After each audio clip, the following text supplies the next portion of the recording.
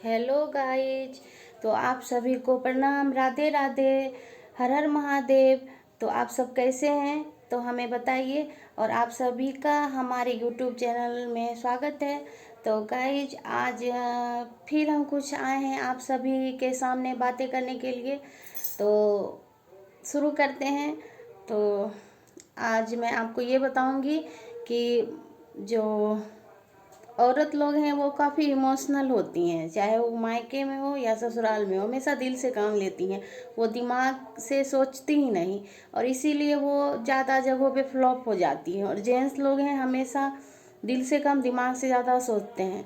और हम औरतें, अधिकांश औरत, आजकल औरत सब भी बहुत तेज हो गई हैं, लेकिन हम जैसी नॉर्मल लड़कियां जो हैं वो ज़्यादातर दिल से ही सोचती हैं।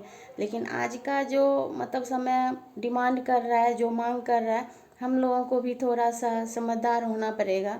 दिल दिमाग दोनों का, अगर सामने वाला दिमाग का ही उपयोग करता है तो उसके साथ हमें भी दिल का उपयोग नहीं करना चाहिए। लेकिन क्या करें, आदत से मजबूर हैं हम लोग। तो आपको पता है, मायके में रहते हैं तो सोचते हैं कि मेरे पापा को कोई दिक्कत नहीं हो, मेरी मम्मी को कोई दिक्कत नहीं हो। उन लोगों के लिए जिस तरह से वो लोग रखते हैं हम लोग रहते हैं। ससुराल आते हैं तो सोचते हैं हस्बैंड को कोई दिक्कत नहीं हो, सास ससुर को दिक्कत नहीं हो। लेकिन उन लोगों को भी ये सब समझना चाहिए कि क्या हम लोग हर नहीं होते हैं, क्या हम लोग को प्यार नहीं चाहिए। प्यार तो हर इंसान को चाहिए। अगर आप जानवर को भी सच्चे मन से प्यार करते हैं तो वो भी आपका हो जाता है, वो भी आपके लिए जीना शुरू कर देता है। हम तो इंसान हैं, लेकिन आजकल लोग ये समझते ही नहीं हैं। आपको पता है, हर घर में कलह जो होता है वो बहुत बड़ी बातों से नहीं होता है, बस छोटी छोटी बातों से कलह होता है और वो बहुत बड़ा रूप ले लेता है। तो हम अपने यूट्यूब के माध्यम से यही सबको बताना चाहेंगे कि इस चीज़ को समझें। बहू हो, बेटी हो, जो भी हो, सबको समझना चाहिए। अभी तो मेरा खुद का जो स्थिति है ना, तो मेरे खुद के माँ बाप समझ पाए ना मेरे सास ससुर। तो कभी कभी हम खुद डिप्रेस हो जाते हैं, लगता है कहीं ना कहीं मेरे ही अंदर कुछ कमियां हैं। तो मैं तो हॉस्टल में रही 7-8 साल, कुछ नहीं कर पाई, इसका तो बहुत ज़्यादा मुझे पछतावा है। इसीलिए अब मैं कैमरा उठाई। मेरा मोबाइल भी उतना सही नहीं है, कैमरा भी सही नहीं है, लेकिन सोचे कि अब जो हो जैसा हो। अब मैं सबको देखती सोशल मीडिया पे काम करते, मैं सोची मैं भी अब अपना एक एक बात शेयर करूँगी, सारा चीज़ बताऊँगी और कामयाब हो के एक दिन दिखाऊँगी। तो आप लोग को मेरा वीडियो जब पसंद आएगा तो आप लोग खुद मेरे वीडियो को आगे बढ़ाइएगा, सपोर्ट करिएगा। तो यही सारी चीज़ें हैं। तो अभी परेशान हैं, आपको पता है। सोची थी घर बैठ के एक बिजनेस करेंगे, 2-3 बिजनेस भी की। मैं मेस भी चलाई थी प्रयागराज में, लेकिन 7-8 महीने चला, वो भी नहीं चल पाए, नहीं चला पाए, बंद हो गया। 1 साल पहले हम ना अचार का भी बिजनेस शुरू किए थे, उसका वेबसाइट भी बनाए थे, उसमें भी 1-1.5 लाख रुपया बर्बाद कर दिए, वो भी नहीं चला।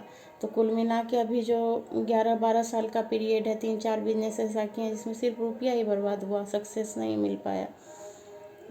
कहीं ना कहीं मेरी खुद की ही गलती है जो कि हम नहीं कर पाए। तो अब यही हो गया, 15-20 दिन से हम यूट्यूब पे अपना वीडियो डाल रहे हैं।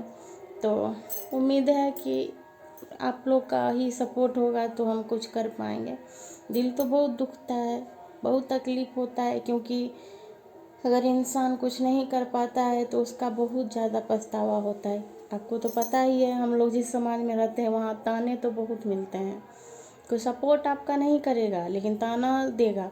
हमको दूसरा क्या, अपना सगा ही, अपना सगा माँ बाप, सगा भाई बहन, अपने सास ससुर ननद, सबसे ताना मिलता है। सपोर्ट और समझने वाला कोई नहीं। तो क्या करिएगा, यही ज़िंदगी है। हंसने वाले सब मिलेंगे लेकिन आपका आंसू पोंछने वाला आज के डेट में कोई भी नहीं मिलेगा। हम भी पहले बहुत कूदते थे कि अरे मेरे मम्मी पापा टीचर हैं, हमको परेशान होते नहीं देख सकते, अगर हम गिरने लगेंगे ज़रूर हमको सहारा देंगे। आपको पता है, 11 साल शादी का हुआ तो पहली बेटी मेरी मायके में हुई, बहुत ज़्यादा हमको दिक्कत हुआ, बहुत ज़्यादा दिक्कत हुआ। क्योंकि उसका इलाज ऑपरेशन जो भी हुआ वो लोग खर्चा उठाए, 1000 ताना दिए। 1 महीना के बाद वहाँ से हम लड़ाई झगड़ा करके यहाँ आ गए। यहाँ भी दिक्कत होता था क्योंकि सास का स्वभाव है टोंट बोलने वाला, ताना देने वाला, उस तरह का सपोर्टिव नहीं है। दिक्कत तो बहुत हुआ, लेकिन अकेले दम पे क्या करेंगे। दूसरी शादी थी, भूमिहार समाज से थे, निर्वाह तो करना ही है। तो हर दर्द को अपने अंदर दबा के आज 11 साल व्यतीत हो गए, आगे भी होंगे, लेकिन अब तो इतना दिल में है कि कुछ करना ज़रूर है। सॉरी, थोड़ा इमोशनल हो गए। तो यही सारी चीज़ें हैं। और अभी फ़िलहाल हम किसी से बात नहीं कर रहे हैं, किसी से भी नहीं।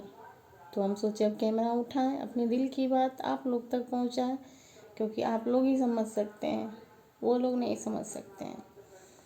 मेरा खुद का बाप रिटायर किया, 50-60 लाख रुपया भी उसको मिला, लेकिन 1 लाख भी रुपया नहीं दिया कि मेरी बेटी परेशानी में है वो करे। सिर्फ ये कि तुम अपने मन से शादी की, देख के नहीं की, सही घर नहीं चुनी, सही लड़का नहीं चुनी। अब क्या करें, आप ही बताइए। तो यही सारी चीज़ें हैं। तो कोई बात नहीं, आप लोग अब मेरी फैमिली हो गए हैं।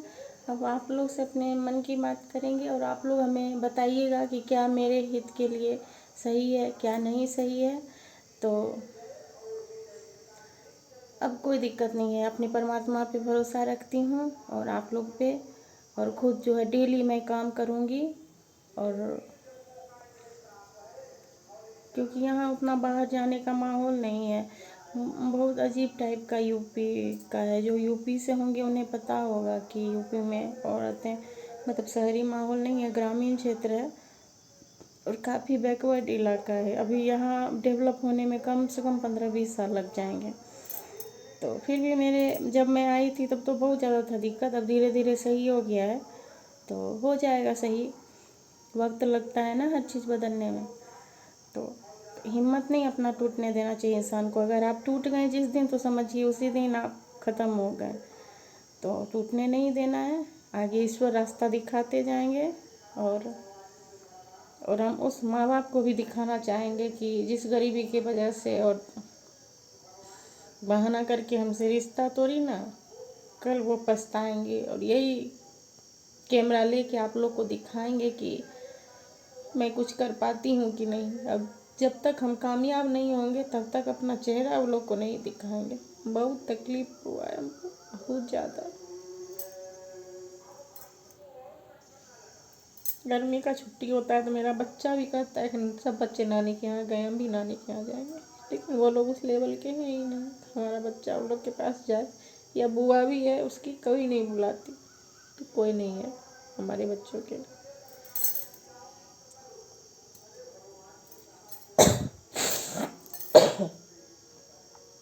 तो गाइज, आज के लिए इतना ही। आगे अपना सपोर्ट बनाए रखिएगा। Bye bye.